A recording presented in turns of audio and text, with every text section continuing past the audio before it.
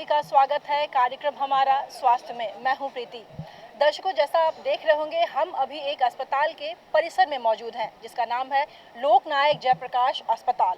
इस अस्पताल में वैसे तो हड्डियों से संबंधित रोगों का इलाज किया जाता है, लेकिन इसके साथ ही इस अस्पताल में फिजियोथेरेपी के माध्यम से भी इलाज की जाती है। यानी हड्डी से संबंधित जो रोग होते हैं उनके इलाज के बीच में एक फिजियोथेरेपी की जो सुविधा है उसको भी प्रदान की जाती है, क्योंकि फिजियोथेरेपी हड्डियों से संबंधित रोग के लिए बेहद महत्वपूर्ण है। आज की कड़ी में हम जानेंगे फिजियोथेरेपी के माध्यम से होने वाले जो इलाज हैं वो कैसे किए जाते हैं, यानी कि जो रोग हैं उसके निजात पाने के लिए उसमें फिजियोथेरेपी का क्या योगदान है। इन तमाम बातों को आज हम जानेंगे।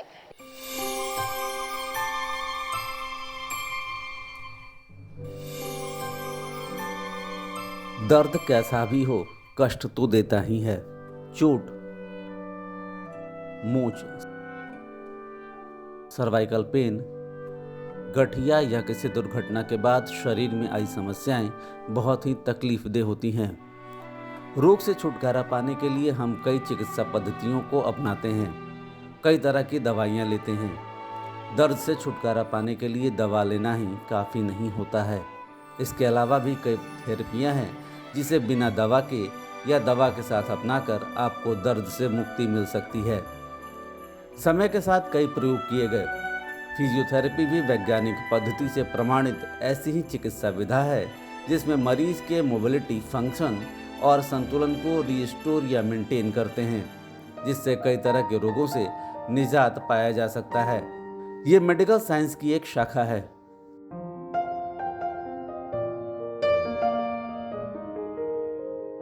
इस पद्धति में विभिन्न तरह के जॉइंट और नस से संबंधित रोग या ऑपरेशन के बाद मोबिलिटी को रिस्टोर करने के लिए व्यायाम करवाए जाते हैं। चोट के बाद या किसी भी जॉइंट, नस से जुड़े दर्द को ठीक करने में फिजियोथेरेपी एक वरदान है। लोग सोचते हैं कि व्यायाम तो खिलाड़ियों के लिए होती है, पर सच तो ये है कि जोड़ों और हड्डियों के साथ साथ हृदय और मस्तिष्क को भी फिजियोथेरेपी से स्वस्थ रखा जा सकता है। फिजियोथेरेपी से दर्द को बिल्कुल कम या समाप्त किया जा सकता है। फिजियोथेरेपी में विभिन्न प्रकार के मशीनों का इस्तेमाल कर नस, जॉइंट एवं मांसपेशियों के स्टिफनेस, हाइपरट्रॉफी, सूजन एवं दर्द को कंट्रोल करते हैं। मरीज के उम्र, रोग और अन्य तकलीफों को ध्यान में रखते हुए विभिन्न प्रकार के व्यायाम करवाकर मोबिलिटी को रिस्टोर करवाया जाता है। ये मांसपेशियों को लचीला बनाता है और उसकी शक्ति को फिर से पाने में मदद करता है। जोड़ों का लचीलापन बढ़ने से उसकी गति सामान्य हो जाती है। इससे शरीर की ऊर्जा और शक्ति भी बढ़ती है। हमारे मांसपेशियों का समन्वय और संतुलन बढ़ता है, जिससे शारीरिक सक्रियता बढ़ जाती है। हम कह सकते हैं कि शारीरिक सक्रियता और दर्द से राहत देने के साथ साथ मानसिक शक्ति बढ़ाने में फिजियोथेरेपी की अहम भूमिका है। तो दर्शकों, जैसा कि आप जानते हैं, हम इस वक्त मौजूद हैं LNJP अस्पताल में, यानी कि लोकनायक जयप्रकाश नारायण अस्पताल में। यहाँ पे जो फिजियोथेरेपी की जो व्यवस्था की गई है, इसकी जानकारी के लिए हम यहाँ पहुँचे हैं। आपको मिलवाते हैं यहाँ पे जो डॉक्टर मृत्युंजय कुमार हैं उनसे, जो कि फिजियोथेरेपी कराते हैं। आइए उनसे हम फिजियोथेरेपी के बारे में तमाम जानकारी लेंगे कि फिजियोथेरेपी है क्या और फिजियोथेरेपी से किस तरीके से रोगों का इलाज हो सकता है। पहले तो आपका बहुत बहुत स्वागत है सर। जी धन्यवाद, बहुत बहुत धन्यवाद। और अब मैं चाहूँगी कि हमारे दर्शकों को बताएं कि सबसे पहले तो मैं देख पा रही हूँ कि यहाँ एक पेशेंट लेटे हैं। जी हाँ, जी हाँ। पहले मैं चाहूँगी हमारे दर्शकों को इनके बारे में ही बताएं। जी हाँ। इनको किस तरह की ट्रीटमेंट दी जा रही है? ये काफ़ी दिनों से लो बैक पेन से परेशान है। इनको कमर का दर्द था काफ़ी दिनों से, और ये हमारे पास आए डॉक्टर के रेफरल के बाद। ऑर्थोपेडिशियन ने इनको रेफर करके हमारे पास भेजा। मैंने इनका फिजियोथेरेपी ट्रीटमेंट स्टार्ट किया।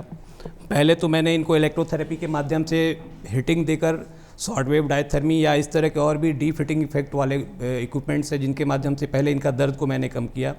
और जो मसल्स वीकनेस है दर्द की वजह से, उस मसल्स वीकनेस को ख़त्म करने के लिए इनका बैक स्ट्रेंथनिंग का एक्सरसाइजेज मैंने इनको करवाया। तो अभी इनकी स्थिति काफ़ी बेहतर है। साथ साथ मैं इनको स्ट्रेचिंग भी देता हूँ। स्ट्रेचिंग देने से फ़ायदा ये होता है कि जो मसल्स इनके चिपके हुए हैं, या कह सकते हैं आप दर्द की वजह से वो चिपक गए हैं, उनको मैं स्ट्रेचिंग के माध्यम से अलग करता हूँ, मसल्स लेंथनिंग करता हूँ, जिससे इनको काफ़ी रिलीफ मिलता है। सबसे इम्पॉर्टेंट चीज़ है कि मैं इनको पहले डायथर्मी के माध्यम से इनका पेन को ख़त्म करता हूँ, उसके बाद फिर स्ट्रेंथनिंग वाली प्रक्रिया को दोहराता हूँ। जी क्या है कि ये जो प्रक्रिया आप बता रहे हैं कि जिस तरीके से इनको जी। ट्रीटमेंट दिया जा रहा है, जी। इनको कितने दिन तक ये ट्रीटमेंट दिया जाएगा? ये अप्रॉक्स 3 से 4 हफ्ते का ट्रीटमेंट प्लान होता है और पेशेंट को मिनिमम 10 से 15 दिन में काफ़ी बेहतर रिलीफ फील होने लगता है। कई बार क्या होता है, इसको नहीं जानकारी नहीं होने की वजह से लोग सोचते हैं कि शायद ये एक व्यायाम का रूप है या योग है, क्या है। तो मैं चाहूँगी हमारे दर्शकों को पहले तो ये बताएं कि फिजियोथेरेपी क्या है। फिजियोथेरेपी काफ़ी पुरानी चिकित्सा प्रणाली है। जैसे कि आपको पता होगा कि कृष्ण जो थे, उनके पास एक कुब्ज टाइप के जो व्यक्ति पहुँचे थे, उन्होंने जो एस्कोलियोसिस अभी कहलाता है, उनको उन्होंने उसके माध्यम से अपने भौतिक चिकित्सा के माध्यम से, उस समय जो फिजिकल थेरेपी होता था उसके माध्यम से ठीक किया था। उसके बाद जनरली ये फिजियोथेरेपी प्रचलन में आया प्रथम विश्व युद्ध के बाद। प्रथम विश्व युद्ध में काफ़ी सारे जो सैनिक थे, प्रथम विश्व युद्ध के दौरान काफ़ी सारे सैनिकों का पैर हाथ कटा, उनको प्रॉब्लम हुआ, जिसकी वजह से ये फिजियोथेरेपी का प्रचलन आया। इंडिया में क्या हुआ कि फिजियोथेरेपी पोलियो आने के बाद सबसे पहले मुंबई से शुरू हुआ रेड क्रॉस के माध्यम से, और पोलियो के ट्रीटमेंट के लिए फिजियोथेरेपी को काफ़ी कारगर माना गया, क्योंकि पोलियो के ट्रीटमेंट में फिजियोथेरेपी फिजिकल भौतिक चिकित्सा के माध्यम से एक्सरसाइज दे के उस तरह के पोलियो वाले मरीजों को ठीक किया जाने लगा।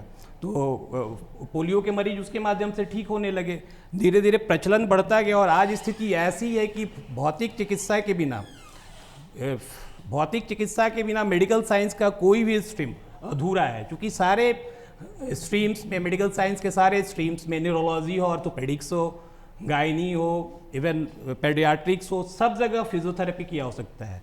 अब जैसे आप देखते हैं पेडियाट्रिक्स के केसेस में डिले माइलस्टोन के जो बच्चे पैदा होते हैं, सेरिब्रल पाल्सी के जो बच्चे पैदा होते हैं, ऑटिज्म के जो बच्चे होते हैं, ADHD के जो बच्चे होते हैं। अभी कोरोना काल के बाद क्या हुआ कि बच्चों के बीच काफ़ी घरों के बच्चे जो हुए वो अलग थलग पड़ गए, बाहर खेलने कूदने का जो उनका प्रक्रिया होता था वो उनका छूट गया। इसकी वजह से उनके अंदर बहुत तरह की विकृतियां पैदा हो गई।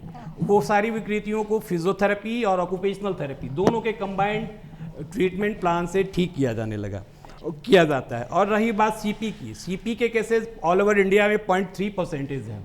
तो सीपी के केसेस में क्या होते हैं कि बच्चे जो होते हैं उनका डेवलपमेंट डिले हो जाता है।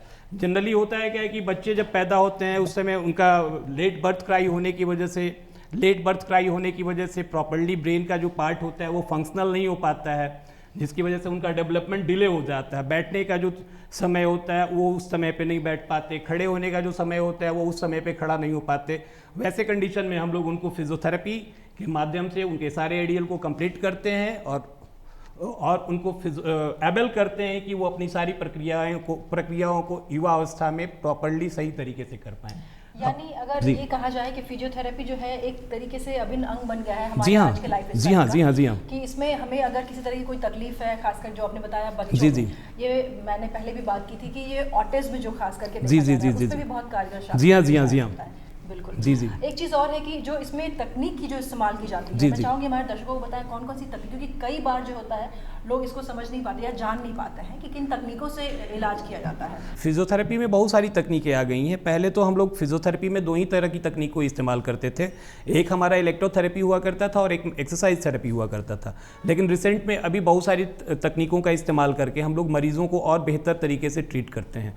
जैसे कि कायरोप्रैक्टिस हो गया, ड्राई निडलिंग हो गए, सॉफ्ट टिश्यू मैनिपुलेशन हो गए। बहुत सारी तकनीकें अभी फ़िलहाल के वक्त में फिजियोथेरेपिस्ट इस्तेमाल कर रहे हैं, और पहले वाली जो पुरानी तकनीक थी वो भी साथ में हम लोग मिलकर इस्तेमाल करते हैं। इससे मरीजों को काफ़ी बेहतर आराम मिलता है, काफ़ी जल्दी आराम मिलता है और काफ़ी बेहतर मिलता है।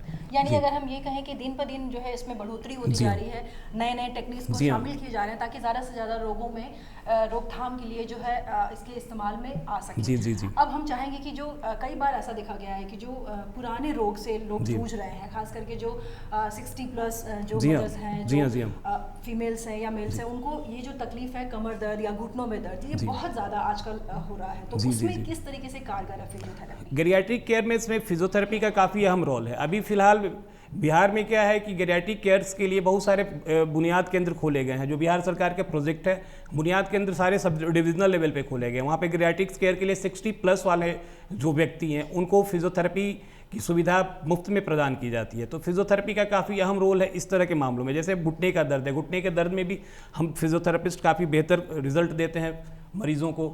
घुटने का दर्द, कमर का दर्द, गर्दन का दर्द, कंधे का दर्द, इस तरह के सारे दर्दों में फिजियोथेरेपी का काफ़ी बेहतर अनुभव है हमारा और काफ़ी बेहतर रोल है इस फील्ड में। क्योंकि जो दर्द है, जो पुराने दर्द हो जाते हैं, खास करके जो 50 साल या 60 साल के बाद जो लोग आजकल, खासकर वैसे भी आजकल बहुत ज़्यादा विटामिन डी की जो एफिशिएंसी है वो कम होती गई है, उसकी वजह से भी बहुत ज़्यादा सफ़र कर रहे हैं। तो मैं चाहूँगी हमारे दर्शकों को इस पर थोड़ा सा डिटेल में जानकारी दें कि क्या पुराने रोगों में फिजियोथेरेपी कारगर है। जी हाँ। जैसे कि घुटने का दर्द है, घुटने के दर्द में हम इनको इस्तेमाल करेंगे डायथर्मी के माध्यम से। पहले दर्द को हम लोग कम करने का कोशिश करेंगे, जो हमारे पास है डी फिटिंग इफेक्ट देता है और इलेक्ट्रोमैग्नेटिक वेव क्रिएट करता है, जिसकी वजह से थर्मल इफेक्ट होता है। ये लगाने के बाद क्या होता है कि घुटने के दर्द में काफ़ी हद तक आराम मिल जाता है। अब रही बात कि घुटने के दर्द की वजह से आसपास की जो मांसपेशियाँ कमज़ोर हो गई हैं, जिनको कि मजबूत करना है, दर्द की वजह से वो कोई भी मरीज उन मांसपेशियों को इस्तेमाल नहीं कर पाता है, घुटने को प्रॉपर्ली मोड़ नहीं पाता है। वैसे कंडीशन में क्या करेंगे कि पहले उनका दर्द को कम करेंगे और फिर उनकी मांसपेशियों को मजबूत करेंगे कि इन फ्यूचर वो घुटने का दर्द उनका हमेशा के लिए खत्म हो जाए। अब कमर के दर्द की जो परेशानी है, उस कमर के दर्द की परेशानी में भी हम लोग डायथर्मी के माध्यम से या फिर IFT के माध्यम से पहले दर्द को ख़त्म करते हैं। दर्द को ख़त्म करने के बाद जो मांसपेशियाँ वो एक्टिव नहीं हो पाए दर्द के कारण, अपनी एक्टिविटीज़ को वो नहीं कर पाए अपने दर्द के कारण, तो उन मांसपेशियों को एक्टिविटी नहीं करने के कारण उसमें कमजोरियां आ जाती हैं। तो उनको मजबूत करने के लिए हम लोग उनको स्ट्रेंथनिंग करते हैं, जिससे उनकी मांसपेशियां मजबूत हो जाती हैं और फिर से वो नॉर्मल लाइफ में अपना सब कुछ करना शुरू कर देते हैं। इस तरह के पेशेंट्स के साथ हम लोग इसी तरह से ट्रीट करते हैं। जी क्या है कि ये एक सरकारी अस्पताल है। मैं चाहूँगी कि यहाँ पे, क्योंकि क्या है, फिजियोथेरेपी एक ऐसी चीज़ है जो पहले तो बहुत लोग शायद जानते नहीं थे, लेकिन अब बहुत सारे लोग ऐसे हैं जिनको इसके बारे में बहुत जानकारी मिली है। लोग जागरूक हुए हैं कि फिजियोथेरेपी की तरफ भी जाना चाहिए इलाज के लिए। तो मैं चाहूँगी वैसे लोग जिनको की थोड़ी आर्थिक दृष्टि से कमज़ोर है, उनके लिए इस अस्पताल में किस तरह की सुविधा है, क्योंकि जैसा मैंने कहा कि बहुत लोग समझ नहीं पा रहे हैं फिजियोथेरेपी को, तो उनको लगता है एक बहुत महंगा ट्रीटमेंट है। तो मैं चाहूँगी हमारे दर्शकों को ये थोड़ा सा क्लियर करें कि यहाँ पे कितनी खर्चे उनके लगते हैं या फिर किस तरीके से सुविधा मिलती है। ये फिजियोथेरेपी हमारे अस्पताल में निःशुल्क है और हम लोग अपनी सुविधा जो होती है सुबह 8 बजे से लेके रात के 8 बजे तक देते हैं। कुल 12 घंटे का प्रोग्राम हमारा है और हम लोग 2 शिफ्ट में यहाँ ये शिफ्ट चलाते हैं, फिजियोथेरेपी का ये शिफ्ट चलाते हैं। मॉर्निंग में एक शिफ्ट में हमारे 8 से 2 हमारे कलीग्स काम करते हैं, उसके बाद दूसरा शिफ्ट हम लोग 2 से 8 काम करते हैं। फिजियोथेरेपी की सुविधा के लिए यहाँ किसी तरह का कोई चार्ज देना नहीं पड़ता है और ना ही किसी तरह का कोई रिकमेंडेशन होना चाहिए, रिकमेंडेशन देना पड़ता है। यदि फिजियोथेरेपी के लिए कोई मरीज़ डायरेक्ट यदि आता है तो हम लोग उनको डायरेक्ट लेके भी कर लेते हैं, या फिर हमारे डॉक्टर साहब यहाँ जो ऑर्थोपेडिक्स वाले हैं, न्यूरोलॉजी वाले हैं, वो रेफर करते हैं, तो उनके माध्यम से भी आते हैं पेशेंट, तो हम लोग करते हैं। अब पहले वाली बात नहीं रही कि फिजियोथेरेपी रेफरल से ही सिर्फ आता है तो हम लोग कर पाते हैं, डायरेक्ट भी पेशेंट हमारे पास आते हैं, चूँकि उनको जागरूकता है कि दर्द में हमें क्या देना चाहिए, क्या लेना चाहिए। और दवाइयों के दुष्प्रभाव से मरीजों को अब ये फील हो रहा है कि फिजियोथेरेपी ही एक सबसे सेफ थेरेपी है जिसके माध्यम से हम अपने दर्द को बेहतर तरीके से ठीक कर सकते हैं। तो फिजियोथेरेपी का जो उपयोग है, ये ऐसा तो एक तो ठीक है दर्द है, उसके अलावा जो एक्सीडेंटल केस होते हैं उसमें किस तरीके से इस्तेमाल किया जाता है, मैं चाहूँगी ये भी हमारे दर्शकों को बताएं। फिजियोथेरेपी जो है एक्सीडेंटल केसेस में क्या होता है, जनरली होता है क्या है कि किसी तरह का फ्रैक्चर हो गया या फिर न्यूरोलॉजिकल ट्रॉमा हुआ, तो उस कंडीशन में क्या होता है कि पेशेंट का फ्रैक्चर होने के बाद उनको प्लास्टर वगैरह चढ़ाना या फिर सर्जरी वगैरह कराना तो वो डॉक्टर्स करते हैं, ऑर्थोपेडिशियंस करते हैं। उसके बाद क्या होता है कि पेशेंट का जब प्लास्टर वगैरह कट जाता है तो उनको PPC कॉम्प्लिकेशन डेवलप कर जाता है, पोस्ट प्लास्टर कॉम्प्लिकेशन डेवलप कर जाता है। तो पोस्ट प्लास्टर कॉम्प्लिकेशन को खत्म करने के लिए, उस जॉइंट का रेंज ऑफ मोशन लाने के लिए फिर फिजियोथेरेपिस्ट की आवश्यकता पड़ती है, वो हमारे पास आते हैं। और न्यूरो ट्रॉमा में क्या होता है कि पेशेंट यदि कोमा में चला गया या किसी तरह का और उससे रिलेटेड प्रॉब्लम हो गया, वैसे कंडीशन में भी फिजियोथेरेपी अहम भूमिका निभाती है और हम लोग जाके उनका प्रॉपर्ली एक्सरसाइज, उनका स्ट्रेंथनिंग, ये सारा कुछ करके उसको फिर से एबल करते हैं कि वो अपने लाइफ में नॉर्मल हो सके। जी डॉक्टर साहब एक चीज़ और है, जैसे कई बार एज की जो लिमिटेशन है या फिर जो एज का आंकड़ा है वो समझ में नहीं आता है कि किस एज के ग्रुप को इसको ज्वाइन मतलब करना चाहिए ट्रीटमेंट, या फिर किस एज के ग्रुप को इससे बचना चाहिए। तो क्या ऐसा कुछ इसमें है कि हाँ एक एज का मापदंड फिक्स किया हुआ है कि हाँ इतने एज तक के लोगों को करना है, या बहुत ज़्यादा जो ओल्ड एज है क्या उसका इस्तेमाल कर सकते हैं फिजियोथेरेपी में? फिजियोथेरेपी तो जनरली सब लोगों को इस तरह के एक्सरसाइजेज करने चाहिए, लेकिन जो थेरापेटिक एक्सरसाइजेज की जहाँ तक बात आती है तो उसमें हम लोग जनरल देखते हैं कि उस मरीज के साथ किस तरह का प्रॉब्लम है, उसके अनुसार हम लोग उसका एक्सरसाइज डिसाइड करते हैं, या उसके हिसाब से उनको थेरापेटिक और जो इक्विपमेंट्स लगाना होता है वो डिसाइड करते हैं। लेकिन एक्टिवली सबको अपने लाइफ में आफ्टर 20-25 सबको एक्सरसाइज करते रहना चाहिए, जिससे कि वो प्रोलॉन्ग टाइम तक फिट रह सकें। जनरली ये प्रॉब्लम 40s के बाद मेल फीमेल सबको आना शुरू हो जाता है, तो इससे बचने के लिए यदि हम पहले ही से अवेयर होकर एक्सरसाइज करते रहें तो हम काफ़ी अच्छे समय तक अपने आप को फिट रख सकते हैं। ये आपने बहुत अच्छी बात बताई कि पहले से एक्सरसाइज करते रहे। वैसे भी हमारी जीवन शैली में कहा जाता है कि इसको जरूर इनबिल्ड करना चाहिए कि हम एक एक्सरसाइज का भी अपना एक टाइम निकालें। जी हाँ। बहुत बहुत धन्यवाद आपने जो हमारे दर्शकों को जानकारी दी है, खास करके फिजियोथेरेपी क्या है, क्योंकि बहुत बार भ्रम होता है कि उसके बारे में जानकारी नहीं होने की वजह से। तो ये जो फिजियोथेरेपी क्या है इसके बारे में आपने जानकारी दी, साथ में आपने दिखाया कि किस किस रोग में ये कारगर है, और अपना कीमती समय हमारे दर्शकों के लिए आपने निकाला है, इसके लिए बहुत बहुत धन्यवाद जी। तो आपने सुना डॉक्टर मृत्युंजय कुमार को, जिन्होंने आपको बताया कि फिजियोथेरेपी क्या है और ये कितनी महत्वपूर्ण है, कैसे फिजियोथेरेपी काम करती है। ये तमाम बातें आज आपने आज के कड़ी में जाना।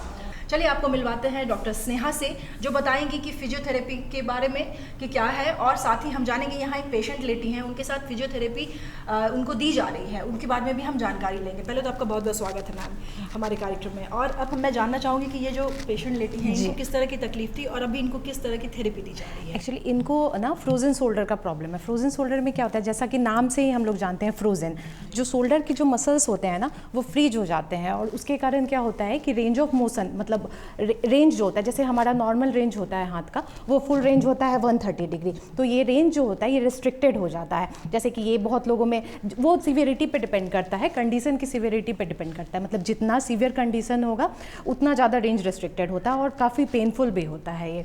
तो रेंज ऑफ मोशन इसमें रेस्ट्रिक्टेड हो जाता है, तो इसी के लिए हम लोग रेंज ऑफ मोशन को बढ़ाने के लिए और जो पेन होता है उसको कम करने के लिए हम लोग डिफरेंट टाइप का टेक्निक्स यूज़ करते हैं, जैसे कि शोल्डर मोबिलाइजेशन एक्सरसाइजेस कराते हैं और साथ में मशीन्स के हेल्प से पेन को रिड्यूस करते हैं। और जैसे ये मशीन है हमारे यहाँ शॉर्ट वेव डायथर्मी, तो इसका काफ़ी ये मशीन इलेक्ट्रोमैग्नेटिक वेव्स का यूज़ करता है और उसको ये थर्मल एनर्जी में कन्वर्ट कर देता है, जिससे कि हीट जनरेट होता है और पेशेंट को पेन में काफ़ी इससे रिलीफ मिलता है। और फिर साथ साथ हम लोग इनको एक्सरसाइजेस कराएंगे, जैसे स्ट्रेचिंग एक्सरसाइजेस कराते हैं, तो जो मसल्स हैं वो जो शॉर्टेंड हो जाते हैं, तो शॉर्टेंड मसल को हम लोग थोड़ा स्ट्रेच करते हैं, तो स्ट्रेच होने से ब्लड सर्कुलेशन बढ़ता है और उससे काफ़ी हेल्प मिलता है पेशेंट को और रिकवरी होती है। और इसमें हम लोग किसी तरीके के मेडिकेशंस का कोई यूज़ नहीं करते हैं। मैं एक पर्टिकुलर सवाल लेना चाहूँगी, जैसे फिजियोथेरेपी में जितनी भी तरह की थेरेपी है उसको क्या खुद से करना, मतलब घर पे करना, या फिर यहाँ से जब ये करके जाएंगी तो घर पे भी कर सकती हैं कि नहीं? हाँ बिल्कुल कर सकती हैं, और मेरे ख्याल से तो हर इंसान को एक्टिव रहने के लिए जो भी एक्सरसाइजेज हैं उनको कंटिन्यू करते रहना चाहिए। सारे मसल्स की स्ट्रेंथनिंग एक्सरसाइज है, एरोबिक एक्सरसाइजेज हैं, उनको हमेशा फिट रहने के लिए, फिटनेस के लिए उनको उन एक्सरसाइजेज को हमेशा हर इंडिविजुअल को करना चाहिए, वो काफ़ी ज़रूरी होता है। तो दर्शकों, जैसा कि आप सब जानते हैं कि हम इस वक्त मौजूद हैं लोकनायक जयप्रकाश नारायण अस्पताल के ऑक्यूपेशनल थेरेपी यूनिट में। वैसे तो यहाँ बहुत सारे यंत्र हैं, लेकिन हम जानते हैं कि यहाँ जो तमाम यंत्र हैं इनमें से बारी बारी से जानेंगे कि किसका क्या काम है और उनमें फिजियोथेरेपी कौन कौन से कब ज़रूरत पड़ती है। आइए इसके लिए हमारे साथ बातचीत करने के लिए मौजूद हैं ऑक्यूपेशनल थेरेपिस्ट सुमन रंजन। आइए उनका स्वागत करते हैं और जानते हैं कि कैसे सिखाया जाता है फिजियोथेरेपी यहाँ पे। जैसे पहले तो आपको बहुत बहुत स्वागत है हमारे कार्यक्रम में। मैं देख रही हूँ कि इनके द्वारा कुछ एक्सरसाइज किए जा रहे हैं। मैं चाहूँगी कि हमारे दर्शकों को बताएं कि ये एक्सरसाइज कब ज़रूरत पड़ती है और इनको क्यों कराया जा रहा है। वो कराया जा रहा है, ये इस बीमारी का नाम है फ्रोजन शोल्डर। इस कंधे की जॉइंट में धीरे धीरे गति कम होने लगता है, कम स्थिर रहने के कारण, और इससे हम लोग ये एक्टिविटी जो कर रहे हैं इनका नाम है शोल्डर पुल्ली एक्सरसाइज। इससे धीरे धीरे हम लोग शोल्डर का जॉइंट मोबिलाइजेशन करते हैं ये फ्रोजन शोल्डर बीमारी में ये एक्टिविटी दिया जाता है। फ्रोजन शोल्डर में कंधों में धीरे धीरे गति कम हो जाता है।